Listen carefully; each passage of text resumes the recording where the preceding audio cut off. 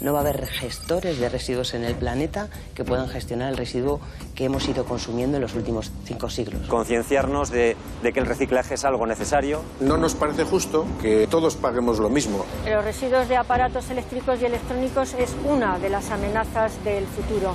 ¿Es tan caro realmente reparar? Eso te va a suponer 50-60 euros, en vez de 1000 mucho, una máquina nueva. Pues vamos a repararlo. También se consume porque las cosas que se producen cada vez duran menos. Utilizar el residuo como un recurso es un error. Quizás quien se dedica al reciclado pues tiene el interés de generar residuo. Acabaremos no siendo responsables de los residuos que nosotros generamos. Que parte de la mierda que no queremos para nosotros la estamos mandando por barco a África.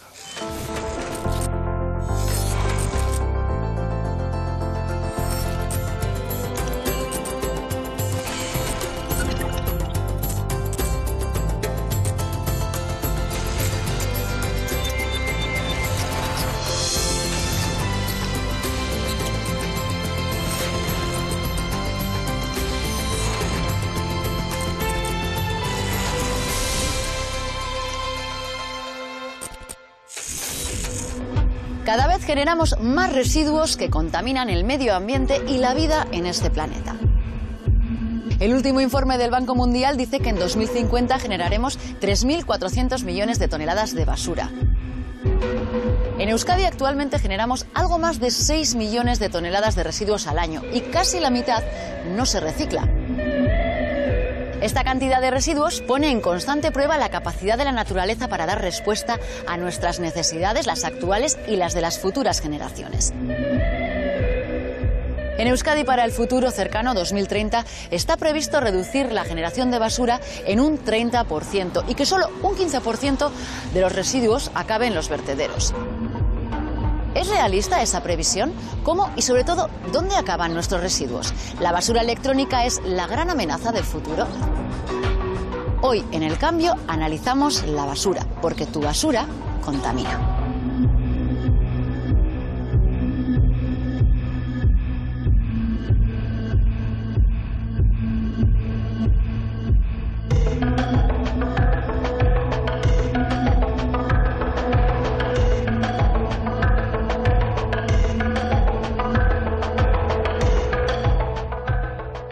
Verde, azul, gris y amarillo son los colores más habituales a la hora de tirar la basura.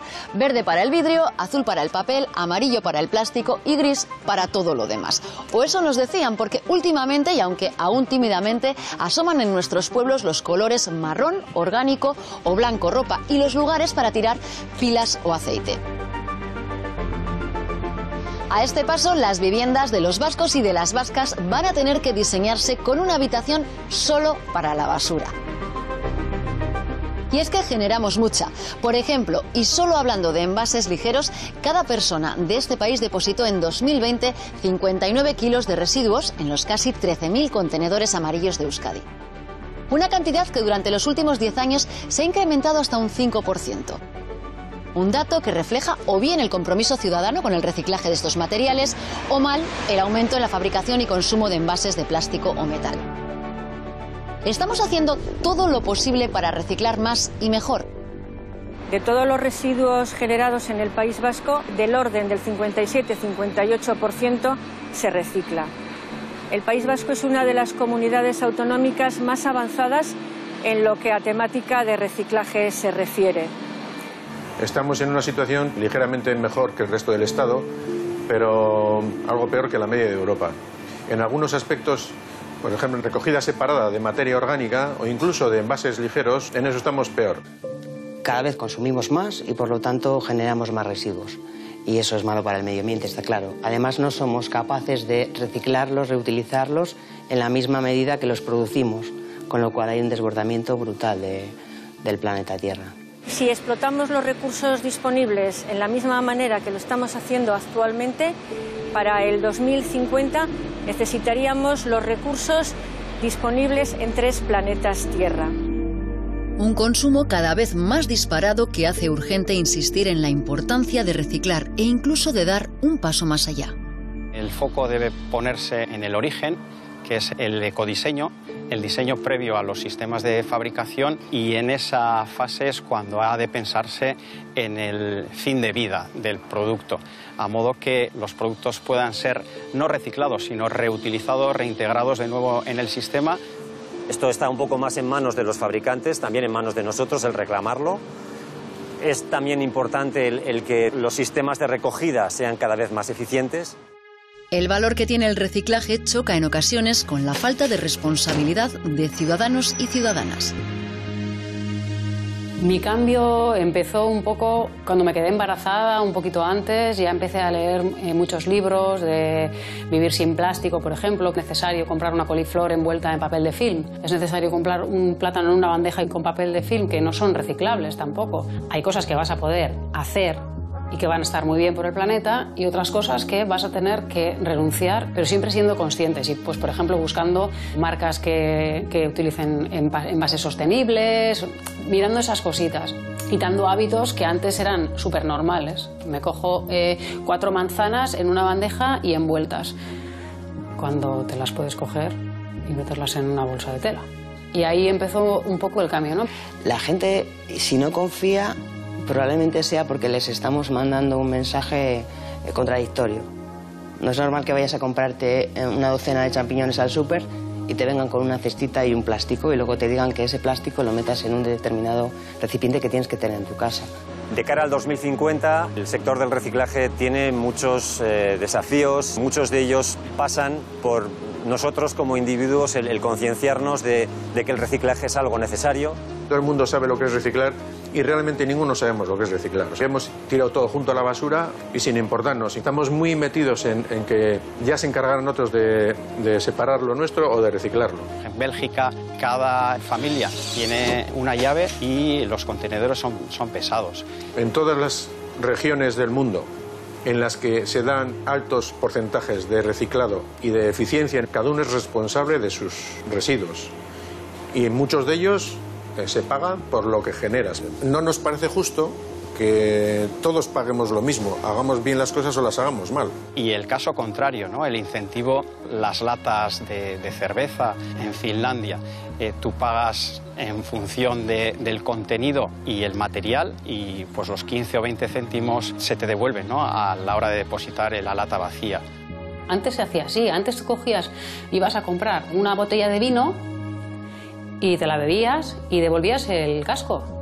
Y se reutilizaba y eso era sostenible. Y ahora generamos un montón de residuos. Es Raúl Belcha. Venga, todos a comprar un gorro de bruja piruja y un sombrero de no sé qué y un no sé cuánto. Y nadie se da cuenta que eso luego va a acabar en la basura. Pero yo creo que la ciudadanía es consciente de que las administraciones están haciendo una apuesta importante por el reciclaje, porque es que no queda otra. La ciudadanía está muy implicada porque además tiene la conciencia de que lo que tiene en su casa todavía tiene valor. En nuestras calles encontramos 5 tipos de contenedores. Nos detenemos en el contenedor resto de color gris, que se usa para todo aquello que no es reutilizable ni reciclable. Precisamente esta fracción resto es la que más dudas genera y donde tiramos cosas que no deberíamos. El papel de aluminio en el que llevamos nuestro bocata. El contenedor adecuado para llevarlo es el contenedor amarillo de residuos de envases. No debemos de llevarlo al contenedor resto. Una servilleta de papel. Aquí tenemos varias posibilidades. Si la servilleta de papel está limpia, el contenedor es el contenedor azul de papel y cartón. Si la servilleta está manchada, por ejemplo, de grasa, debemos depositarla en el contenedor resto. Por último, si la servilleta tiene restos de comida, debemos llevarla al contenedor marrón de orgánicos. El gasto que estamos haciendo del consumo incontrolado que estamos haciendo en esta parte del planeta no es sostenible. No va a haber gestores de residuos en el planeta que puedan gestionar el residuo que hemos ido consumiendo en los últimos cinco siglos, casi. Cuando queremos deshacernos de un pañal usado, el destino adecuado es el contenedor resto. Un pañal usado no es reciclable. Las mascarillas debemos de depositarlas en el contenedor resto. El principal escollo que tenemos para ser eficientes en reciclaje es la recogida separada de la materia orgánica. La materia orgánica supone aproximadamente el 40% del total de los residuos de los domésticos y los comerciales, que supone en Vizcaya unas 130.000, 140.000 toneladas año. Solo tenemos capacidad para tratar 18.000. Es poco más que un 10%. El residuo orgánico, si no es bien tratado, genera metano, lo cual pues también es ciertamente o altamente contaminante. Hemos de pensar en no generar residuo, en comer lo que echamos al plato. Hemos de pensar antes de hacer la compra. ¿Qué vamos a comprar en función de lo que vamos a comer? Yo ahora tengo mi sitio donde voy a comprar a granel y relleno mis botellas de detergente, de un limpiador multiusos para toda la casa y un fregasuelos. Y relleno una botella de 2 litros y me dura todo el año. Comprar el papel higiénico a granel, quitar el gel en botella. O sea, eso fue, aquí fue un caos. Claro, porque estás acostumbrado al chorrazo, a mucha espuma. Incluso ahora que se ha incorporado el tema de poder echar al contenedor marrón, al de orgánico, la carne y el pescado, incluso con eso el ratio de entrega selectiva de materia orgánica pues no llega al 6%, al 4%, no sé, unas cifras que son ridículas. Imaginémonos que toda la población se pone a llevar todo al contenedor del orgánico, no sabríamos qué hacer. A día de hoy es imposible la tasa de residuo cero. Siempre se genera una fracción rechazo que es imposible de reutilizar y de reciclar.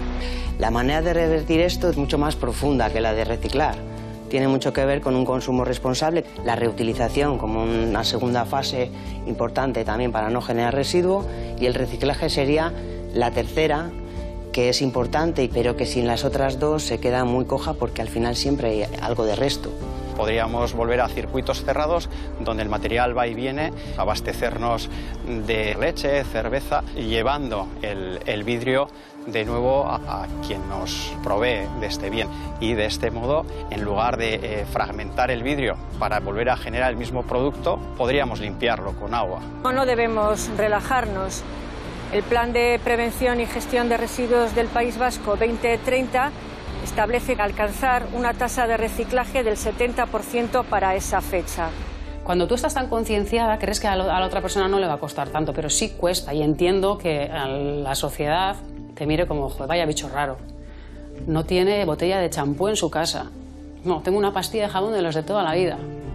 Y eso no lo quiero cambiar, eso quiero que sea así, pero es muy difícil porque sí que vas a contracorriente y sí que eres la rara, pero tú en el fondo dices, pero es que esto es lo bueno.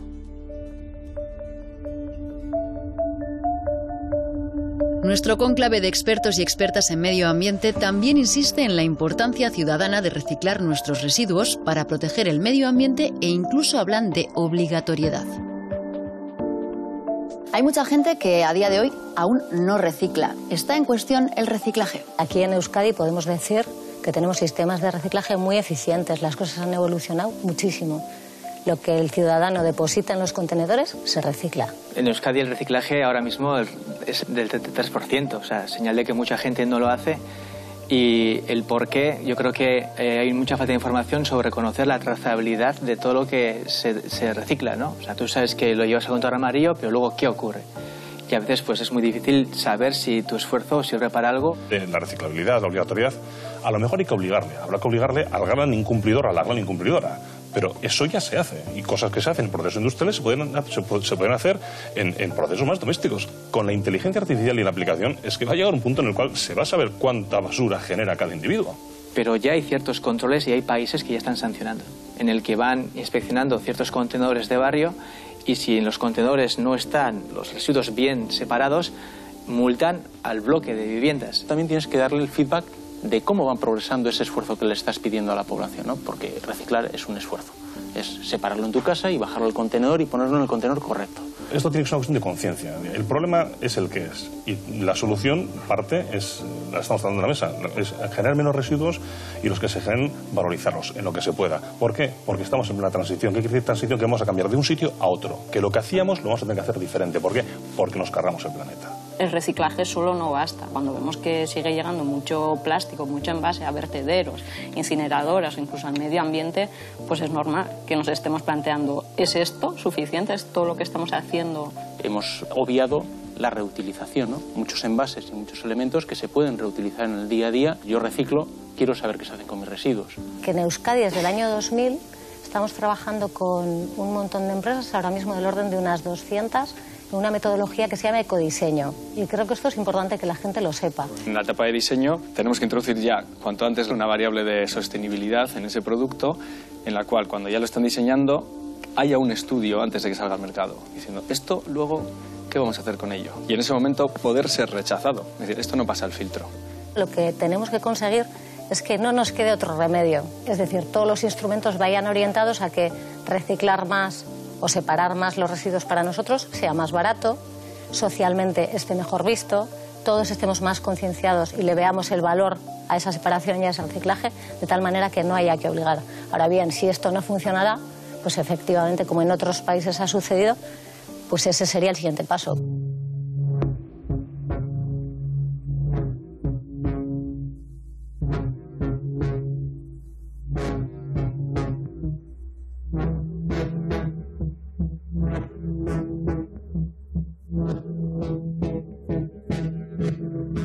Comprar, usar productos tecnológicos, tirar y volver a comprar. Se ha convertido en un bucle infinito impulsado por la necesidad de estar a la última y también por la obsolescencia programada, que es, como saben, cuando los fabricantes determinan y programan el fin de la vida útil de un producto. ¿Se imaginan una acumulación de basura del tamaño de la pirámide de Keops? Según la ONU, en 2021 generamos en el planeta cerca de 60 millones de toneladas de basura electrónica, que acaban casi todas, 40 millones de toneladas, exportadas a vertederos de países de África, Latinoamérica o Asia. Una cantidad que equivaldría a 12 pirámides nocivas para la salud del planeta y de sus habitantes. Residuos de aparatos eléctricos y electrónicos es una de las amenazas del futuro. El problema que plantean es el contenido de ciertos metales tóxicos como el mercurio, plomo, cadmio. También hay que hacer referencia al contenido de gases fluorados, gases clorados, que van a dar lugar a la formación de dioxinas y furanos, que son cancerígenos y perjudiciales para el medio ambiente. La obsolescencia programada sí que existe, surge con la filosofía de que un bien deje de ser útil. Hay claros ejemplos que muestran que el propio fabricante ha tenido intenciones perniciosas en este sentido, haciendo que un bien deje de funcionar en un momento concreto. Es una cosa que está avalada por los expertos, pero también es cierto que muchas personas consumidoras se quejan de que cada día o cada vez los productos duran bastante menos, ¿no? A los productores no les interesa que no cambiemos de móvil cada 2-3 años. Generan una obsolescencia en base a pues no introducir sistemas de reparación fáciles, introducir nuevas funcionalidades que hagan que para nosotros, para el usuario, se conviertan en obsoletos.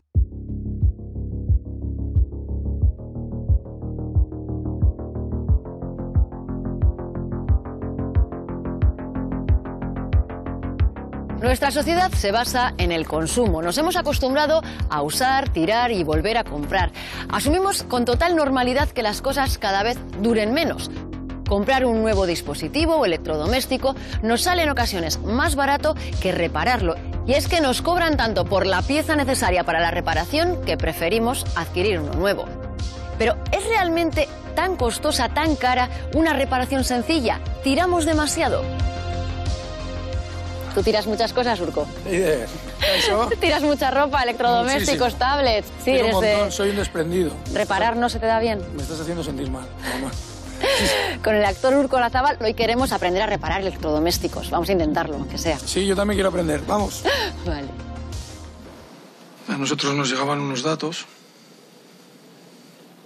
Una persona y no lo investigábamos. Estaba decidido. Llama. A ver si consigues el trabajo. Muchas gracias, Manolo. No sabes lo que lo necesito. A lo mejor tienes suerte, pero date prisa.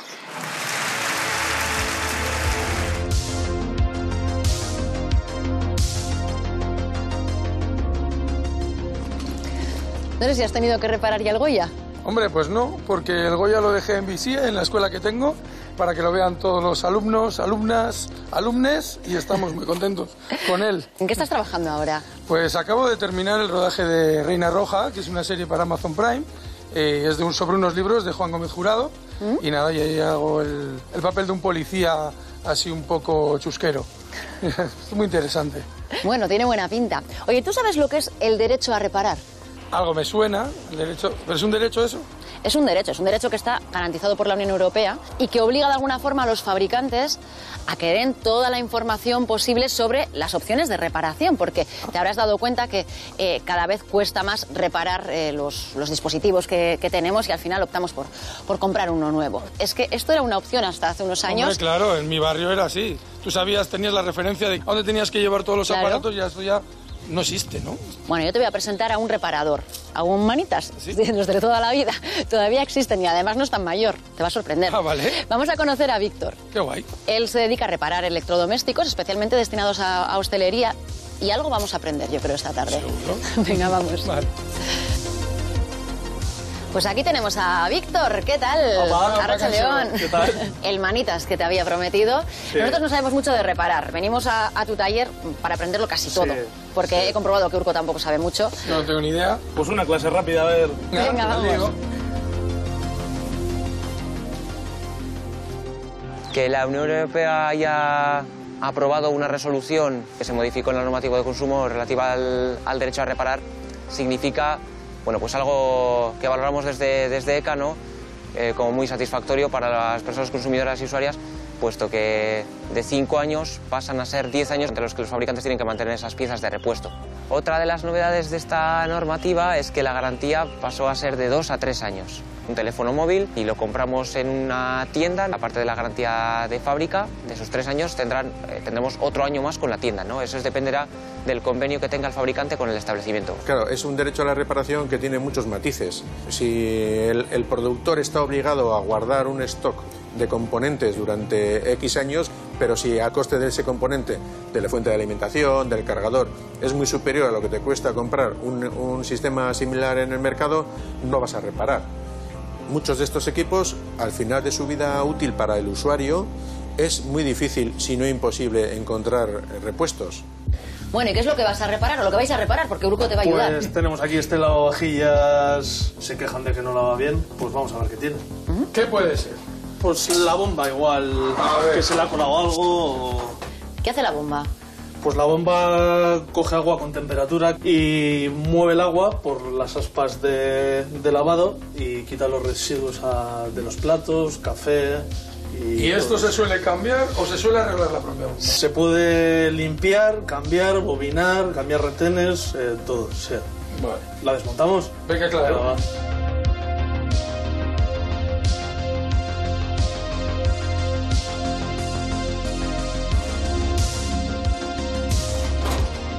¿Es tan caro realmente reparar? Eso te va a suponer 50-60 euros, en vez de 1000 mucho, una máquina nueva. Ah, pues vamos a repararlo, ¿no? Venga, va. Venga, lío. ¿Y han cambiado mucho las cosas desde que aprendiste con tu aita el oficio ahora? Reparaciones siempre ha habido. Yo esta es la segunda crisis que vivo. En el 2008 te llamaban para reparar y tal. Y ahora otra vez, tanto por el tema del estocaje de cosas nuevas y tal, pues las reparaciones están subiendo otra vez mucho. Sí. ¿Qué? Una moneda. Tú te haces millonario, ¿no? De trabajo. Vaya. Pues sí, mira, sí que tiene caca. Sí, no gira bien y no lava. Siempre dices, va, viene el técnico a casa y ya verás tú, prepara el dinero. Es que a mí me conocen bastante y voy a los sitios ya que son años... Me equivoco también, ¿eh? O sea... ¿Tú crees en la obsolescencia programada? Sí. La lavadora de 30 años, ahí sigue, le das una patada y vuelve al sitio y vuelve a andar, ¿eh? Sigue funcionando. Sí. Bueno, ahora se coge, se monta y se le ponen los tornillos otra vez. Y a ver si funciona. Y funcionará. Así que con esta reparación de unos 60 euros puede tener más o una menos, nueva vida el lavavajillas. El lavavajillas, sí. Le hemos salvado. Eso es. Pues ya lo ven, con los usos y costumbres de otros tiempos, cuando en todos los hogares había un listado de reparadores, de gremios, podríamos contribuir a mejorar el medio ambiente, así que ya lo saben, pongan un reparador en su vida. En la planta de Coopera, en Ortuella, también se lleva a cabo la reutilización de aparatos eléctricos y electrodomésticos que ya no se usan, para dotarles de una segunda vida. Un ejemplo, nos llega un frigorífico. lo primero que hacemos con ese frigorífico es ver si funciona o no funciona. En el caso de que funcione, lo que hacemos es limpiarlo, acondicionarlo, higienizarlo para poder venderlo. En el caso de que no funcionara, lo que hacemos es ver si se puede reparar y si no se pudiera reparar, clasificamos los diferentes componentes de ese aparato para posibles reparaciones de otros aparatos que llegarán en un futuro. Y el resto lo va a reciclar. Al echarlos a la basura tenemos que tratar con ellos. Y no es fácil porque tienen muchos materiales que están combinados. La separación de los mismos es difícil y para eso se requieren plantas específicas. En Euskadi existen plantas dedicadas al reciclaje de aparatos electrónicos y chatarras complejas de diversas procedencias. En el proceso de reciclaje de cualquier aparato eléctrico o electrónico se generan distintas fracciones. Cuando se hace la primera descontaminación se van quitando todos aquellos elementos que aportan un grado de peligrosidad o para las personas o para el medio ambiente.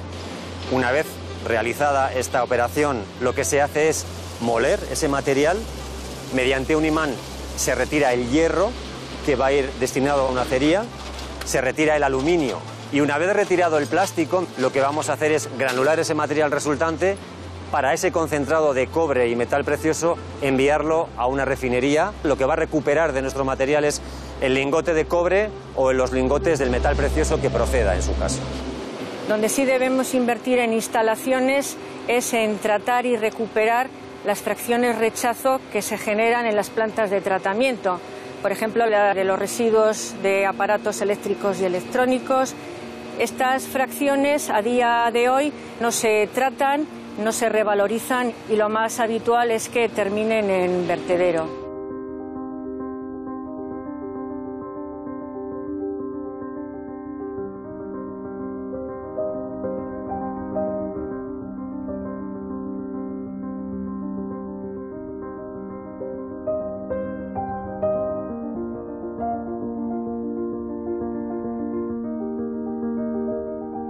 Es cierto que parte de estos residuos, gran parte, si bien hay algunos que se tratan aquí, se llevan a destinos lejanos, en muchos casos países asiáticos o países africanos. Actualmente, por ejemplo, el mayor vertedero de residuo eléctrico y electrónico está en África, en Ghana en concreto, y paradójicamente en países en donde tienen menor capacidad de uso de este tipo de utensilios. Sí que es cierto que hay materiales de alto valor, pero están generando grandes problemas en la población de destino, pues contaminando ríos, etcétera.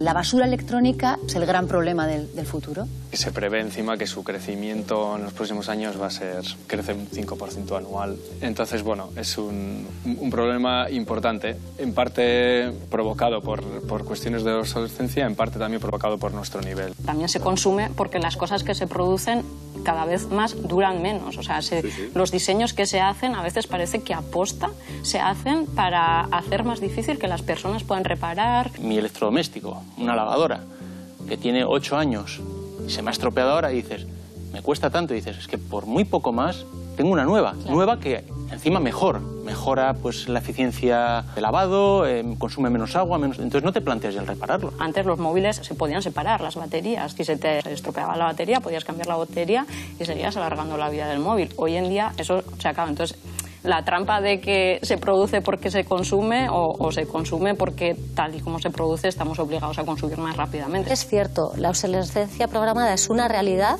Yo creo que aquí las administraciones tenemos que presionar para que estas empresas cada vez tengan más difícil este tipo de estrategias de producción y venta. Hoy en día las garantías son de 2 años para muchos productos electrónicos. A partir del 1 de enero de 2023 creo que se va a ampliar a 3 años la garantía.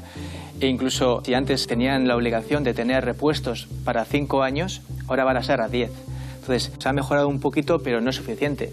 Pero el modelo de crecimiento se puede debatir, ¿no? Es decir, lo que acabaremos con la economía, ¿no? Porque un producto que tú compras que dura más tiempo también cuesta más dinero. Esos procesos son más caros y tenemos que ser conscientes de que no podemos avanzar hacia comprarnos una impresora con lo que nos cuesta pagar 2 cervezas.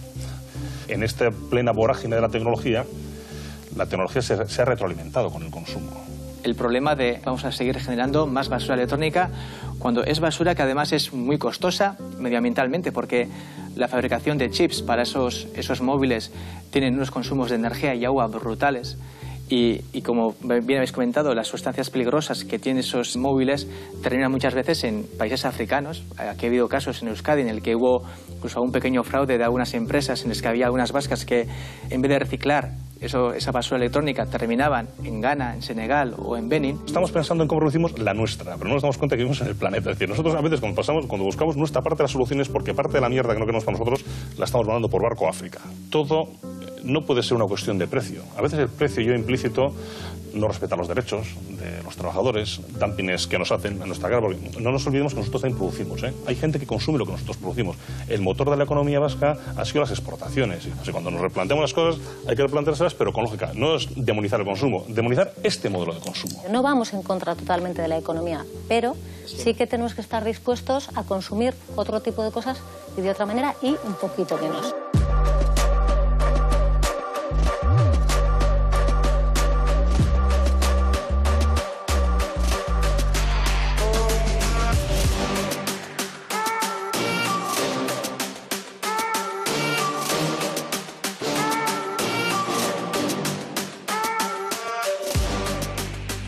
La generación de residuos en Euskadi asciende a 2.700 kilogramos por persona y año, frente a la media europea que se sitúa en 1.500 kilos.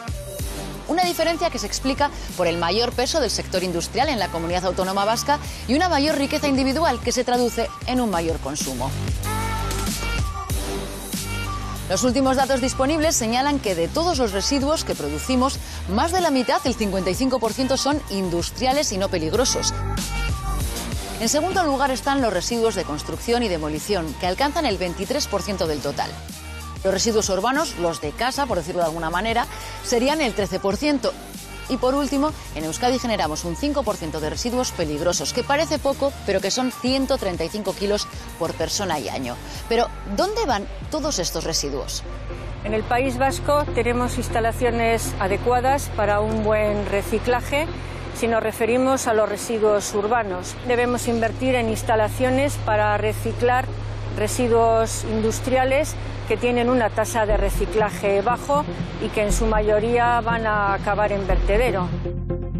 El viaje de la basura de los residuos urbanos comienza con la separación en origen y sigue su ciclo en diversas plantas de tratamiento diferenciadas donde separan los materiales con valor. En el caso de la fracción restos se trata en plantas de tratamiento mecánico biológico o TMB como la de Artigas, donde una parte vuelve a ser reutilizada. En la planta de tratamiento mecánico biológico exclusivamente se trata de residuo sólido urbano. La finalidad es recuperar el residuo aprovechable. Hay una parte residual de este residuo que sí acaba depositada en el vertedero controlado, pero siempre una vez que ha sido tratado en las instalaciones. Se trata de residuos que no son peligrosos y una vez tratados en la planta y controlados en su disposición final no suponen ningún perjuicio para el medio ambiente ni para las personas. Aproximadamente se puede llegar a aprovechar hasta un 70%, quedando el 30% restante como fracción rechazo. Aquí con el material recuperado y una vez preparado para llevar a las plantas específicas donde ese material se le da una nueva vida, por ejemplo el plástico PET, hay empresas especializadas que con ese plástico lo limpian, lo preparan para luego generar productos con ese material. Tras la primera separación de los residuos en esta planta, el resto se deriva a plantas de valorización energética como Zabalgarbi, donde los convierten en energía. Zabalgarbi es una planta de valorización energética de residuos, lo que significa que es una planta que transforma en energía los residuos que ya no se pueden reciclar. Por ejemplo, una planta de separación de envases recibe todo el contenedor amarillo, pero siempre hay residuos en ese contenedor amarillo que no se pueden reciclar. Entonces eso, en lugar de enterrarlo en un vertedero, pues la idea es aprovechar el valor que todavía tienen, que es el valor energético.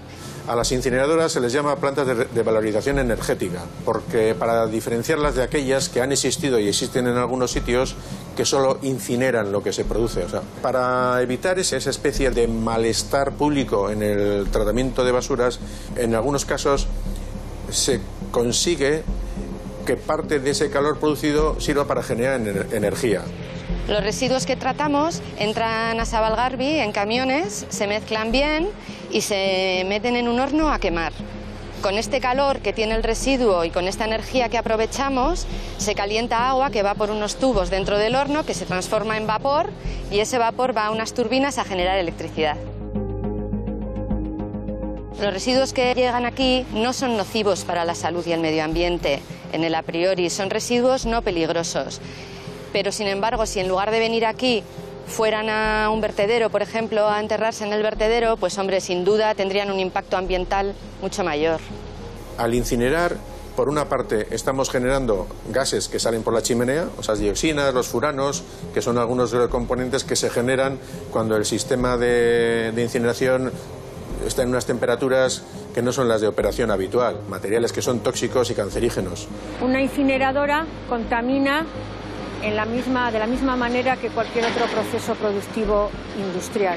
En realidad, ya en esta época, en el siglo XXI, hablar de contaminación como podían tener las incineradoras antiguas como la de Aulesti o la de Bermeo o la de Arrasate, pues ya no tiene mucho sentido. La emisión de estos contaminantes está legislada y se establecen medidas periódicamente, controles, inspecciones periódicas. Generamos una energía renovable y asequible. El reciclaje no solo se refiere a los desechos domésticos, también se realiza a nivel industrial. Visitamos un grupo de empresas dedicadas a la recuperación de aceites usados, regeneración de disolventes y ácidos. El objetivo de estas plantas es que al conseguir darle esa segunda vida a los residuos se utilicen menos recursos primarios y se reaprovechen este tipo de recursos como material secundario. Los residuos que llegan a esta planta, una vez que le hemos eliminado las impurezas y la base acuosa, conseguimos reaprovecharlos en procesos de origen como puede ser la fabricación de lubricantes o la fabricación de disolventes. Dentro de los industriales hay también peligrosos y no peligrosos. En nuestras instalaciones entran todo tipo de residuos y la clave es que este tipo de instalaciones sean capaces de resolver este problema de los residuos para evitar que acaben en el medio ambiente. Lo que yo sí creo que va a avanzar a 2050 es la tecnología, para conseguir que se reaprovechen todavía más residuos de los que hoy en día se aprovechan. No todos los residuos pueden tener una segunda vida y acaban en vertederos controlados, unas instalaciones no exentas de polémica. Los vertederos a día de hoy son eficientes, veo complicado el que puedan llegar a desaparecer. El peor tratamiento que puede haber para los residuos es echarlo a vertedero. Cuando tenemos que deshacernos de algo porque no le sacamos partido y porque no nos interesa y lo echamos a un monte o a un valle, estamos señalando que hay déficits en el sistema productivo global, en el ciclo de vida total.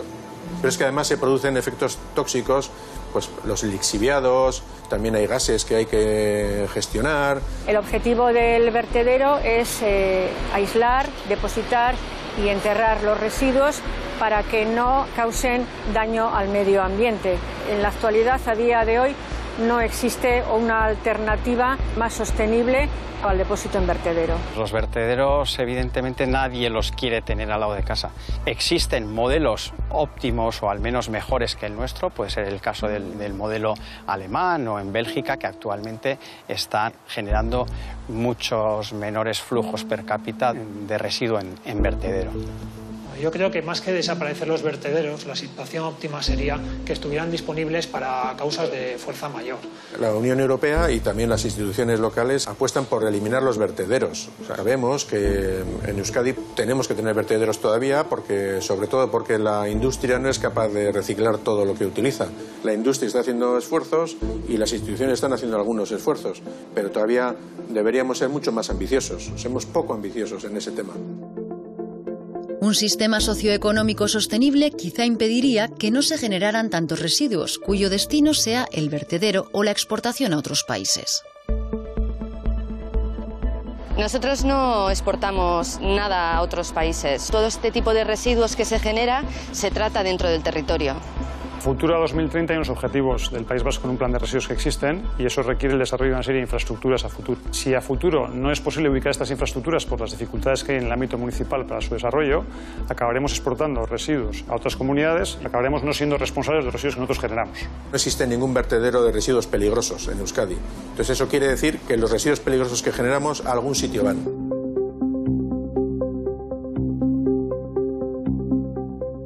Nosotros nosotros ahora hacemos turismo con nuestros residuos, ¿no? Los mandamos a otras comunidades autónomas. El problema lo solucionamos yendo fuera. A lo mejor se acaba el día que le cojas a alguien llevando la basura a donde no debe. Es decir, es la parte punitiva que llega al final del camino. Y hay proyectos en Europa que hablan de minería de vertedero, que es básicamente reabrir un vertedero antiguo para tratar de buscar materiales que puedan ser utilizados y reciclados y recuperados porque sean valiosos, ¿no? Hablamos de litio, paladio, cobalto, zinc, níquel, productos que van a ir escaseando de la misma manera que va escaseando el gas y el petróleo, van escaseando ya. Generalmente esta minería de vertederos de la que se ha hablado buscan algo más, es recuperar espacios naturales, espacios para la sociedad, es decir, zonas de desarrollo industrial, zonas de desarrollo poblacional, etcétera, etcétera. Es decir, el valor del suelo, el valor del entorno, ¿no? Un ejemplo muy cercano. Estamos encima de una mina. Aquí arriba hay montañas de escorias de esta minería. A lo mejor son montañas de escorias porque hace 100 años no era un producto valorizable o que tuviese un valor en el mercado, y a lo mejor lo tiene. Es un ejemplo evidente de cómo hemos tratado el medio ambiente y la huella que ha dejado. La minería, no todo lo que salía de la mina no iba a la fundición de turno, Por el camino quedó un montón de cosas que probablemente no tenían ningún valor hace 100 años y lo tienen ahora. No tenemos que ir a un vertedero, Podemos seguir aquí donde estamos, en la margen izquierda. Probablemente habrá lugares en los cuales hay materiales que hoy por hoy tengan valor en el mercado y a futuro van a tener más. Vías de valorización o de reciclado, de recuperación, bueno, en algunos residuos que a día de hoy pues no es posible, no está implantado aún a nivel industrial. Las cosas cuanto más mezcladas van, más difícil son recuperar su valor. Entonces, yo creo que si estamos pensando en eso a futuro, tenemos que pensar desde ahora ya cómo vamos a hacer esa gestión de residuos. Es decir, si tenemos cosas que ahora mismo no somos capaces de recuperar o no tienen un valor suficiente, pongámoslas de manera separada y adecuada para que en un momento dado, cuando haya que recuperarlas, eso sea posible. Tú te dedicas además a investigar muchos plásticos, por ejemplo, que se unen y cómo tratar de extraerlos. Sí. Toda la parte plástica del residuo de aparatos eléctricos y electrónicos, lo que ya entra al sistema en el que viene la trituradora y se va haciendo ya tamaño de partícula muy pequeño, acaba siendo una fracción de rechazo con un montón de plásticos mezclados en un tamaño de partícula muy pequeño. Eso es complicadísimo de reciclar. Hay que pensar, ¿qué hacemos a día de hoy? Porque este problema ya lo tenemos aquí ahora. Son toneladas y toneladas y toneladas que están ahí y hay que atacarlas de alguna manera. Pero es que eso influye en todo, influye no solamente ya en el coste de recuperarlo, incluso en el coste y el diseño de las plantas para tratar los residuos. Es decir, no es lo mismo a lo que no conseguimos seleccionar en nuestra casa que tratar, por ejemplo, el contenedor amarillo, que por muy mal que esté seleccionado, es una selección de material. Tanto la efectividad como el coste de esas plantas es como el blanco y el negro, ¿no?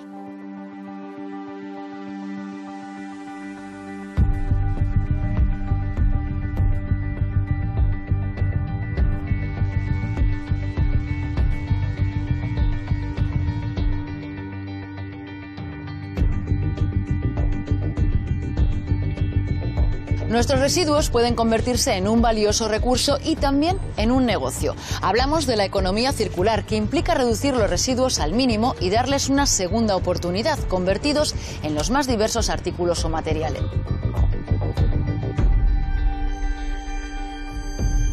En 2020, la economía circular en Euskadi supuso el 1,12% del Producto Interior Bruto, con unos ingresos anuales de 764 millones de euros. Una fórmula y un sector que mantienen el equilibrio entre el progreso y la sostenibilidad y que cuenta en Euskadi con numerosas empresas y con mucho margen para crecer. No debemos contemplar que la basura es riqueza, debemos contemplar que es como un síntoma del déficit en el sistema productivo y en el sistema de consumo y que no debería existir.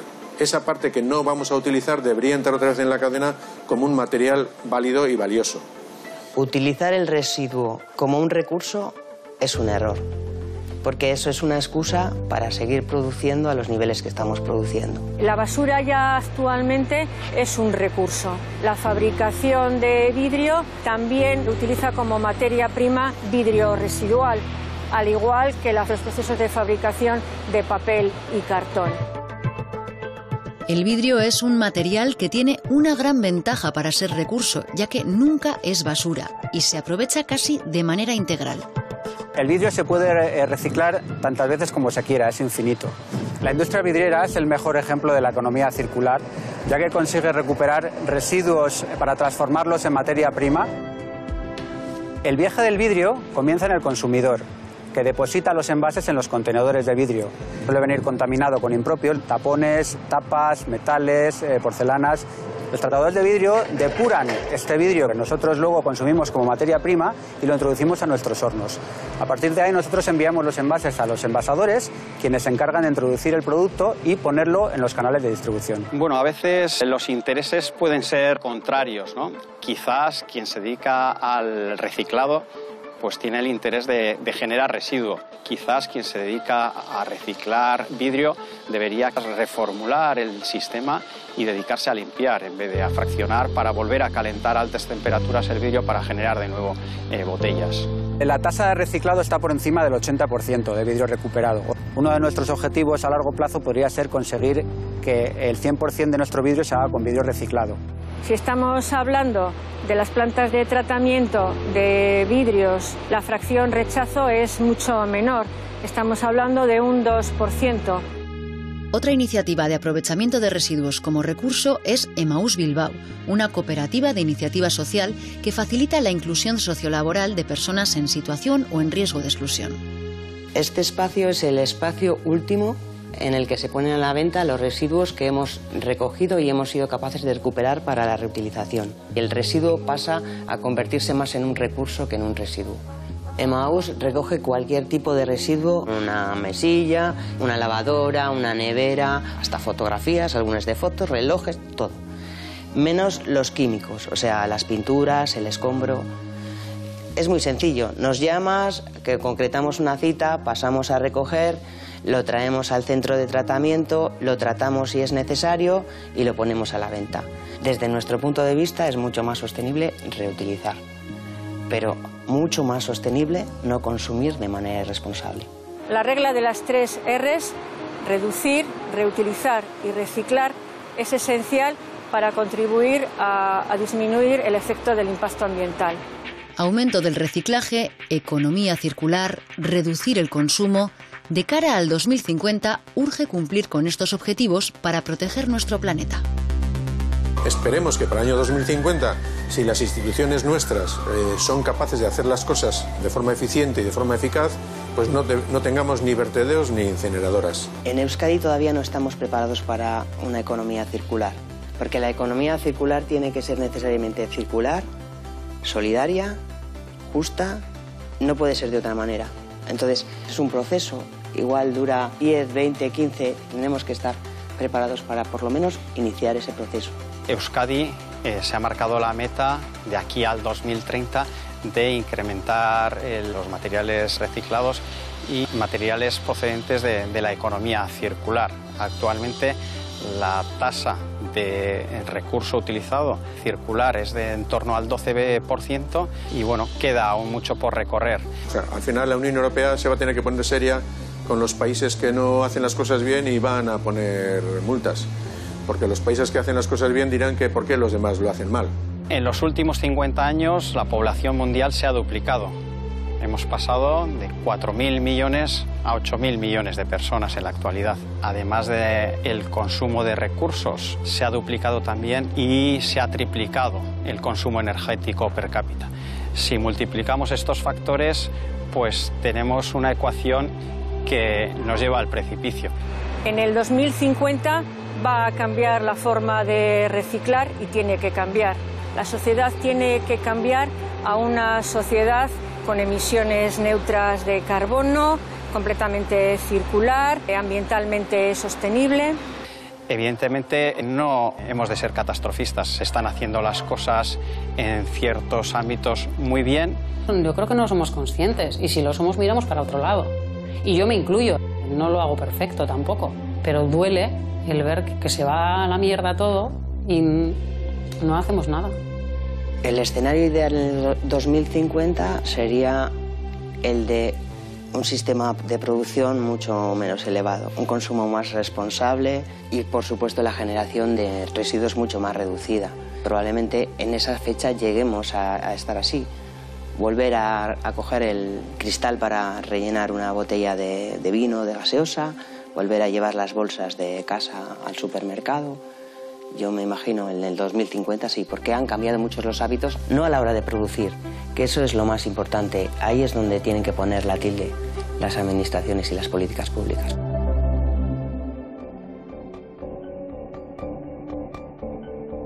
¿Y se puede plantear un escenario en el que pague más quien más residuos genera? El principio de quien contamina paga está recogido en la estrategia de residuos. Tiene que pagar más el que más contamina. A nivel doméstico hay muchas experiencias con diferentes sistemas. Sistemas de control de volumen que viertes, sistemas con código de barras en las bolsas, etcétera, etcétera. A nada que sea un pequeño descuento económico en tu tasa municipal de residuos, es que la gente lo hace. No hay más que ver el ejemplo de la bolsa de plástico, que fue entrar en vigor, que te cobren unos céntimos por la bolsa y te encuentras a gente yendo a casa. O sea, es como que el efecto económico y en positivo puede tener mucho impacto. Y entonces yo creo que eso hay que probarlo. Si la gente se le informa bien, se le explican bien las cosas, el 99% de la gente va a responder positivamente. En esas ciudades donde ha habido este tipo de experiencias, se ha tenido eso en cuenta y es fácil de hacer. Evidentemente apoyado con la tecnología, con herramientas que hace, pues también 20 años no existían, pero que hoy en día sí. Y todo eso nos lleva a que poco a poco se vaya avanzando en mejorar la gestión de residuos, mejorar el reciclaje y pagar de una forma equitativa lo que tú haces. Somos ampliamente conscientes de que anteponer el desarrollo económico a la conservación del medio ambiente nos ha llevado a un problema de alerta climática, de emergencia. ¿Y quién paga más? El que más renta genera, ¿no? Y debería de pagar más en igualdad de condiciones quien más residuo genera, pues a lo mejor sí. Ahora sí, evidentemente, si vamos a simplemente ir a valores absolutos, a lo mejor nos cargamos la industria de este país, porque la que más reciclaje obliga a generar es nuestra industria. Pero entre dos individuos o dos personas, si una genera 5 veces más basura que la otra, pues a lo mejor deberíamos de ir hacia esa parte. Y luego la dificultad es el cómo, ¿no? ¿Cómo controlas? Digitalización. Hay experiencias ya en ello. Está el tema del chip, por ejemplo, y ahora mismo también en Vitoria pues hay un chip en el que tú puedes meter en el contenedor y sabe que eres tú quien lo está echando, lo que no sabes qué estás echando. Yo puedo estar echando en el contenedor amarillo otra cosa y nadie lo sabe. Entonces, quiero decir que son sistemas que por mucho que el sistema avance, el sistema siempre puedes trampearlo. Cuanto más basuras eches, más te cobramos. Eso ya existe y lo que hacen es dumping y echar la basura a otros lugares para que no les cobren a ellos por esa basura. Entonces, ese tipo de cosas ya se han intentado. Probablemente sea más interesante generar, como comentamos, una conciencia por la reciclabilidad que no que sea el Estado con su aparato punitivo el que obliga a...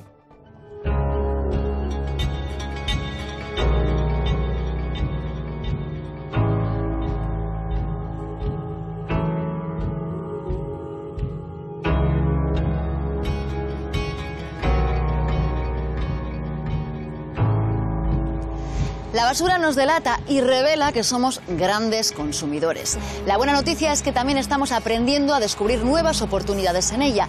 Y ahí está gran parte de nuestro futuro.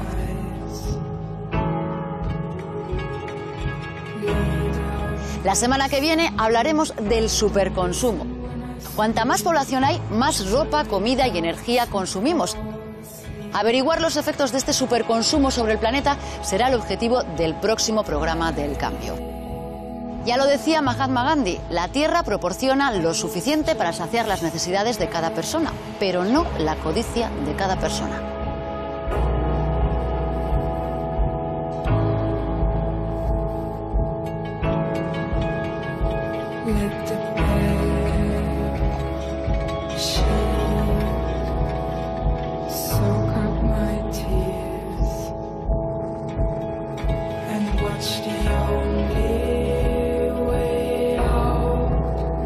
This